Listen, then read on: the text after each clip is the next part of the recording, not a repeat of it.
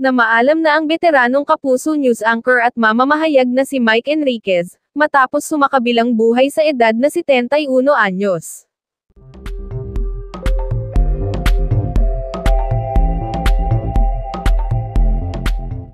Ang balita ay kinumpirma ngayong Martes sa dulo ng broadcast ng 24 oras.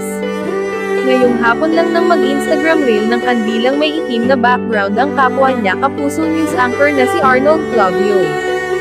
Si Mike po ay halos 2 dekada nating nakasama gabi-gabi dito sa 24 oras. Mahigit 20 taon din siyang naging host ng public affairs program na Investigador.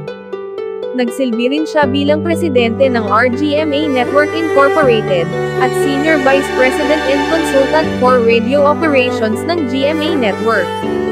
Taong 1969 pa nang sumabak siya sa industriya ng broadcast, at naging bahagi ng GMA Network noong 1995. Naging bahagi rin siya ng DZBB. Mahigit 50 taon ng buong pusong naglilingkod sa mga manunood at tagapakinig si Mike, na nagsimula sa industriya noong 1969, dagdag ni Chanko. Nagluluksa po ang Board of Directors, Management, at empleyado ng GMA Network sa pagpanaw ni Mike. Wala pa namang isinasa publikong dahilan sa kanyang pagkamatay. Pare-parehong nagpakita ng pagdadalamati, panalangin at kalungkutan ang mga kapwa nila reporter sa GMA, na sina Nelson Candas, Oscar Oida, Connie Sison at Julius Segovia, sa post kahit na wala pang pinapangalanan.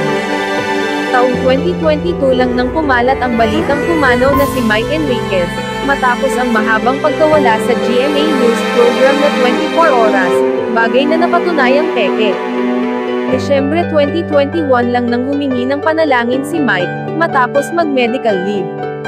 Marso 2022 naman nang magbalik siya sa mga programa, matapos ang matagumpay niyang kidney operation. Nakilala ng husto sa GMA7 si Mike Enriquez dahil sa Kapuso Newscasts, at iba pang palatuntunan sa radyo gaya ng Saksi, 24 Oras, Eyewitness, at Investigador. Para sa iba pang maiinit na celebrity news, ay mag-comment lamang po sa video na ito, mag-like at mag-share, at huwag po nating kalimutang mag-subscribe at i-click ang bell button, para maging una sa mga balita. Maraming salamat sa inyong panonood.